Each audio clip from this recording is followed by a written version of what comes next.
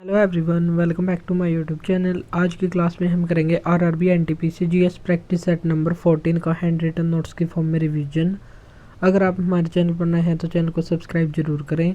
और इससे पहले हमने 1 से 13 तक की क्लासेस का रिवीजन कर लिया है और जो 5 मई से शुरू होगी, हम उस सीरीज़ का भी रिवीजन इसी चैनल पर करवाएंगे, तो हमारे साथ बने रहें। सबसे पहले हम करेंगे 13वीं क्लास के 5 इंपॉर्टेंट क्वेश्चंस का रिवीजन। राष्ट्रीय खेल प्रोत्साहन पुरस्कार ये कब शुरू हुए थे? 2009 में। Home rule league of America की स्थापना ये लाला लाजपत राय के द्वारा 1917 में की गई थी। विधवा पुनर्विवाह अधिनियम का ड्राफ्ट किसने तैयार किया था? डलहौजी के समय तैयार किया गया था, लेकिन लागू हुआ था कैनिंग के समय, और इसमें सबसे ज़्यादा प्रयास ईश्वर चंद्र विद्यासागर के द्वारा किया गया था। विधान परिषद का सदस्य बनने के लिए न्यूनतम आयु कितनी होनी चाहिए? तो ये होनी चाहिए 30 वर्ष। और स्पीति घाटी ये हिमाचल प्रदेश में स्थित है। आज का फर्स्ट क्वेश्चन है हमारा, जैसलमेर में डेजर्ट फेस्टिवल मनाया जाता है, तो ये कहाँ पर होता है? मरुयश्री के दौरान होता है और रेगिस्तानी शोभा यात्रा के समय इसका आयोजन किया जाता है, और ये 3 दिन का फेस्टिवल है। बीकानेर ऊंट फेस्टिवल ये होता है राजस्थान में। गणगौर उत्सव राजस्थान में। इंटरनेशनल सूफी आत्मा फेस्टिवल ये भी होता है राजस्थान में। उर्स फेस्टिवल अजमेर राजस्थान में होता है। बूंदी कोलायत फेस्टिवल ये राजस्थान में। हॉर्नबिल फेस्टिवल ये नागालैंड में होता है और 2000 से शुरू हुआ था। 1 से 10 दिसंबर तक होता है और 10 दिनों का ये फेस्टिवल है। और ये 1 से 10 दिसंबर को ही क्यों? क्योंकि 1 दिसंबर 1963 को नागालैंड राज्य की स्थापना 16वें राज्य के रूप में हुई थी। पुष्कर में है ब्रह्मा जी का एकमात्र मंदिर। तो इतनी बातें हमको रखनी है ध्यान। Next second question, Mrinalini Sarabhai इनका संबंध कहाँ से है? तो भरतनाट्यम से संबंधित है। पद्म विभूषण अवार्ड 1982 में दिया गया। 2018 में गूगल डूडल में इनको शामिल किया गया था। संगीत नाटक अकादमी अवार्ड पाने वाली पहली महिला ये बनी थी। और ये वाइफ हैं विक्रम साराभाई की, जिनको भारतीय अंतरिक्ष विज्ञान का जनक माना जाता है, विक्रम साराभाई को। और इनके फाउंडर हैं मृणालिनी बाई ने दर्पण एकेडमी ऑफ आर्ट्स जो अहमदाबाद में स्थित है उसकी स्थापना भी की है। इनकी पुत्री है मल्लिका साराभाई जो भरतनाट्यम और कुचिपुड़ी दोनों से संबंधित है। पद्म भूषण अवार्ड 2010 में दिया गया। पट्टचित्र फोक आर्ट ये कहाँ की है? ओडिशा की। तंजौर आर्ट ये है तमिलनाडु की। मधुबनी पेंटिंग बिहार की और इसी को मिथिला पेंटिंग के नाम से जाना जाता है। तंजौर चौकड़ी ये भरतनाट्यम से संबंधित है और भरतनाट्यम में ही होता है एक नट्टूवनार, और इसी में होता है बड़ी वेलू, पोनैया, शिवानंदन और चिनैया। तो ये सभी बातें हमको रखनी है ध्यान। थर्ड क्वेश्चन है, हुड़किया बोल फोक डांस ये कहाँ का है? उत्तराखंड का, और इसका अर्थ होता है कई कार्य एक साथ करना। उत्तराखंड के अन्य फोक डांस कौन कौन से? जैसे छोलिया, भोटिया, छोपटी, चाचरी, कुमायूं, गोरीच, तो कुमायूं, चंपल, चपादी, लांगवीर और घुघुती। तो ये हैं उत्तराखंड के फोक डांस। महाराष्ट्र का है गोरीचा, ललिता, लावणी और लेझिम। हरियाणा का है धमाल और रतवई। गोवा का है तरंग मेल, दशावतार और सिगमो फेस्टिवल। अमृता बिश्नोई इनकी महत्वपूर्ण पुस्तक कौन कौन सी हैं? कागज तय कैनवास, पिंजर, रसीदी टिकट और कोरे कागज। और साहित्य नाटक अकादमी पाने वाली ये पहली महिला बनी थी। भीष्म साहनी की इम्पोर्टेंट पुस्तक कौन सी है? तमस, हानूश और कबीर खड़ा बाजार। मैला आंचल ये है फणीश्वर नाथ रेणु की। गुनाहों का देवता धर्मवीर भारती की। आंशु ये है जयशंकर प्रसाद की। नासिकोपाध्यान यह है तदल मिश्र की। ईदगाह कहानी यह है मुंशी प्रेमचंद की। और इनका एक फेमस उपन्यास है गोदान, और एक है गबन। तो ये हमको रखना है ध्यान। अंतर्राष्ट्रीय प्रकाश दिवस ये प्रत्येक वर्ष मनाया जाता है 16 मई को। 1 जून को इंटरनेशनल मिल्क डे मनाया जाता है। 1 मई को इंटरनेशनल लेबर डे जो कल ही मनाया है। 7 मई को इंटरनेशनल एथलेटिक्स डे। 22 मई को इंटरनेशनल बायोडाइवर्सिटी या जैव विविधता दिवस। 25 मई को 2024 में पहली बार सेलिब्रेट किया गया फुटबॉल दिवस। 31 मई को टोबैको प्रोहिबिटेड तंबाकू निषेध दिवस, 7 जून को इंटरनेशनल फूड सिक्योरिटी डे, 18 जून को पिकनिक डे और 20 जून को रिफ्यूजी डे, 21 जून को इंटरनेशनल योगा डे 2015 में मनाना शुरू हुआ था। 23 जून को ओलंपिक डे, क्योंकि इस दिन 23 जून 1894 को इंटरनेशनल ओलंपिक कमेटी की स्थापना हुई थी। 29 जून को स्टैटिस्टिक्स डे और पहला 5 year plan Harold Domar model पर आधारित और दूसरा था पीसी महालनोबिस मॉडल पर आधारित। और पीसी महालनोबिस का बर्थडे होता है 29 जून को और इन्हीं के जन्मदिन को स्टैटिस्टिक्स डे मनाया जाता है। रासायनिक हथियार निषेध संस्थान का हेडक्वार्टर ये कहाँ पर स्थित है? द हेग, नीदरलैंड में, और इंटरनेशनल कोर्ट का मुख्यालय भी यहीं पर स्थित है। और रासायनिक हथियार निषेध संस्थान की स्थापना 1997 में हुई थी। ICCI इंटरनेशनल आतंकवाद निरोधक केंद्र की स्थापना कब हुई थी? 2010 में द हेग में ये स्थित है। दुनिया का पहला कृत्रिम उपग्रह का नाम क्या है? स्पुतनिक फर्स्ट, और ये 4 अक्टूबर 1957 को रूस के द्वारा लॉन्च किया गया था। भारत का पहला उपग्रह का नाम क्या है? आर्यभट्ट, और ये 19 अप्रैल 1975 को लॉन्च किया गया। रॉकेट था कोस्मोस 3M और हेल्प की थी रसिया ने। भारत का दूसरा उपग्रह ये था भास्कर, जो 1979 में लॉन्च किया गया। और तीसरा था रोहिणी, जो SLV से लॉन्च किया गया था 1979 में ही। CISF central industrial security force, इसकी स्थापना हुई थी 1969 में, हेडक्वार्टर दिल्ली में स्थित है। असम राइफल्स की स्थापना 1835 में की गई थी, हेडक्वार्टर शिलोंग में स्थित है। BSF बॉर्डर सिक्योरिटी फोर्स, इसकी स्थापना हुई थी 1965 में। NSG नेशनल सिक्योरिटी गार्ड, और इसकी स्थापना हुई थी 1984 में। ऑपरेशन ब्लू स्टार यहीं पर चलाया गया था, और इसी ऑपरेशन ब्लू स्टार जो अमृतसर में चलाया गया था गोल्डन टेम्पल में, तो उसके ही जस्ट बाद इंदिरा गांधी के जो अंगरक्षक थे सिख धर्म के 2 व्यक्ति, तो उन्हीं के द्वारा इंदिरा गांधी की हत्या की गई थी 31 अक्टूबर 1984 को। CRPF, इसकी स्थापना 1939 में। SSB की स्थापना 1963 में हुई थी। ITBP जब इंडो चाइना वॉर हुआ था तब हुई थी ITBP की स्थापना। और SPG स्पेशल प्रोटेक्शन ग्रुप, इसकी स्थापना हुई थी इंदिरा गांधी की हत्या के बाद 1985 में। INC इंडियन नेशनल कांग्रेस, इसकी स्थापना हुई थी दिसंबर 1885 को AO ह्यूम के द्वारा, और इसमें वाइसराय थे डफरिन। पहला सम्मेलन मुंबई तेजपाल दास संस्कृत विश्वविद्यालय में हुआ था, और पहली बार इसकी अध्यक्षता की थी व्योमेश चंद्र बनर्जी ने 1885 में, और ये बम्बई में ही की थी। 1886 में कलकत्ता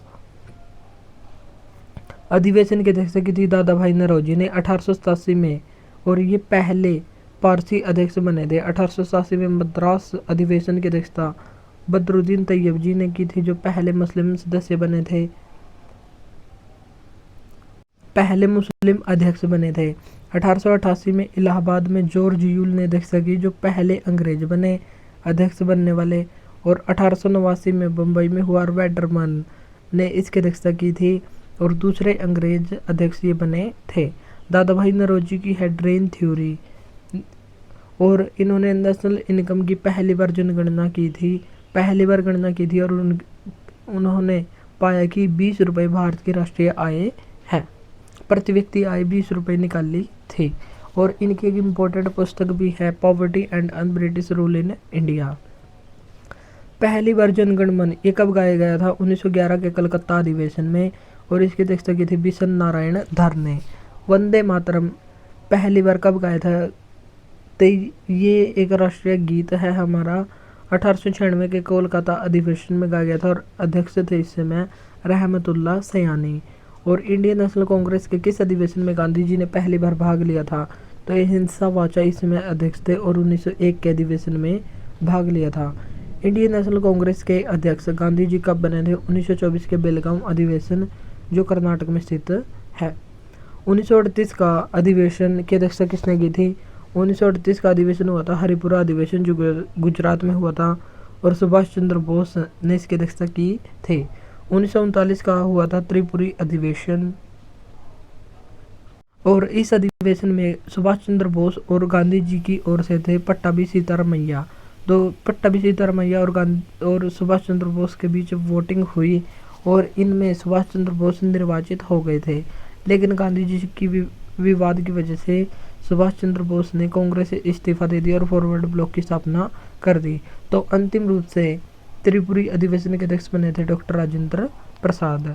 और 1939 में फ्री फॉरवर्ड ब्लॉक की स्थापना की और फ्री इंडिया सेंटर की स्थापना जर्मनी में 1941 में की थी।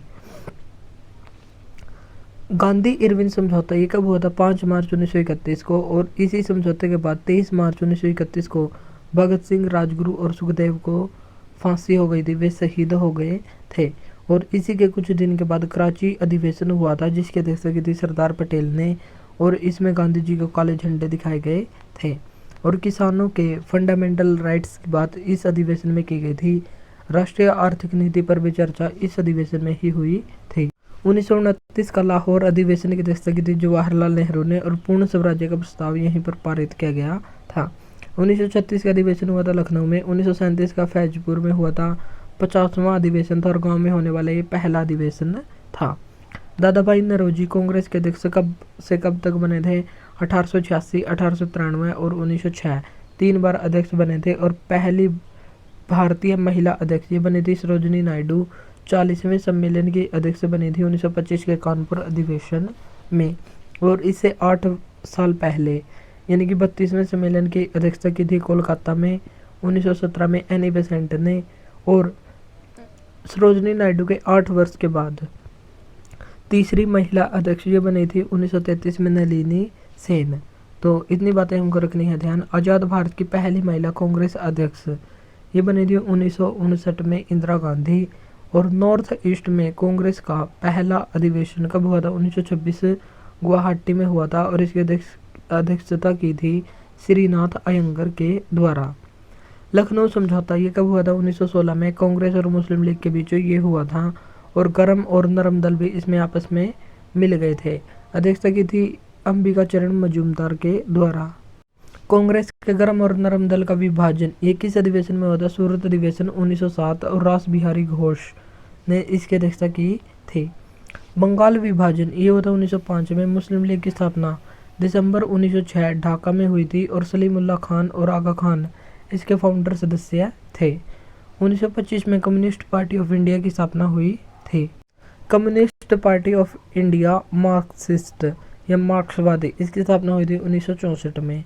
और असहयोग आंदोलन ये 1 अगस्त 1920 को शुरू हुआ था और चोरा चोरी की घटना हुई थी उत्तर प्रदेश जब इसको कहा जाता था संयुक्त प्रांत गोरखपुर में। तो 4 फरवरी 1922 को हुई थी घटना और इसी के 2-4 दिन के बाद असहयोग आंदोलन को गांधी जी ने वापस ले लिया था। इसमें गांधी जी ने कहा था कि 1 वर्ष में हम स्वराज की प्राप्ति कर लेंगे, लेकिन प्राप्ति नहीं हुई थी जिसकी वजह से स्टूडेंट्स नाराज हो गए और स्टूडेंट्स ने HRA हिंदुस्तान रिपब्लिकन एसोसिएशन की स्थापना 1924 कानपुर में की। और कुछ नेता भी गांधी जी से नाराज थे तो उन्होंने भी एक अलग पार्टी की स्थापना की, स्वराज पार्टी, जिसके फाउंडर थे चित्तरंजन दास और मोतीलाल नेहरू। मोतीलाल नेहरू इसके सचिव बने थे। और HRA में एक और वर्ड जोड़ दिया गया था, हिंदुस्तान सोशलिस्ट रिपब्लिकन एसोसिएशन। इसकी स्थापना 1928 में की गई थी दिल्ली के फिरोज शाह कोटला स्टेडियम में। गया अधिवेशन ये हुआ था 1922 में और चित्तरंजन दास के द्वारा इसकी अध्यक्षता की गई थी। भारतीय निर्वाचन आयोग का वर्णन किस अनुच्छेद में? अनुच्छेद 324 से 329 तक भाग 15 में। और भारतीय निर्वाचन आयोग इसकी स्थापना हुई थी 25 जनवरी 1950 को, इसलिए 25 जनवरी को नेशनल वोटर डे या राष्ट्रीय मतदाता दिवस मनाते हैं। और भारतीय चुनाव आयोग ये लोकसभा, विधानसभा, राष्ट्रपति और उपराष्ट्रपति के चुनाव करवाता है। और अगर उपराष्ट्रपति और राष्ट्रपति के चुनाव में विवाद हो जाए तो उसका अंतिम फैसला सुप्रीम कोर्ट का होगा। पंचायत चुनाव का वर्णन किस अनुच्छेद में है?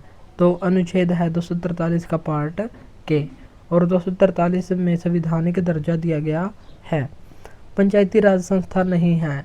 किस राज्य में पंचायती राज संस्थान नहीं है? मेघालय, नागालैंड, मिजोरम और दिल्ली, यहाँ पर पंचायती राज संस्थान नहीं है। भारत में पंचायती राज की शुरुआत सबसे पहले कहाँ से हुई थी? 2 अक्टूबर 1959 को राजस्थान के नागौर जिले के बगधरी गांव में पंडित जवाहरलाल नेहरू के समय हुई थी। और दूसरा राज्य बना था आंध्र प्रदेश। इसके 11 दिन के बाद यानी कि 13 अक्टूबर 1959 को यहाँ पर शुरू हुई थी। स्थानीय स्वशासन का जनक ये रिपन को कहा जाता है। और पंचायती राज दिवस 24 अप्रैल को मनाया जाता है। और 24 अप्रैल 2010 को इसकी शुरुआत हुई थी मनमोहन सिंह के द्वारा। और 24 अप्रैल 1993 को 73वां संविधान संशोधन लागू हुआ था, इसलिए 24 अप्रैल को राष्ट्रीय पंचायती राज दिवस मनाते हैं। 1989 में स्थानीय स्वशासन को संवैधानिक मान्यता प्रदान करने का प्रस्ताव किसने रखा था? पी.के. थुंगन समिति ने। और 1986 में यही सेम प्रस्ताव एल.एम. सिंघवी समिति के द्वारा रखा गया था। 1977 में आई थी अशोक मेहता समिति, जिसमें 2 स्तर का वर्णन किया गया है। बीच में जो ब्लॉक स्तर है उसका वर्णन नहीं, जिला और ग्राम स्तर का वर्णन इन्होंने किया था। 1985 में आई थी जी.वी.के. राव समिति। के संथानम समिति 1965 के, और जिन्होंने पंचायत चुनाव की रूपरेखा तैयार की थी। हनुमंत राव समिति, इसका संबंध है 1984 से। राज्य आपातकाल या राष्ट्रपति शासन क्या होता है? अनुच्छेद 356 के तहत ये लगाया जाता है राज्यपाल की रिपोर्ट पर।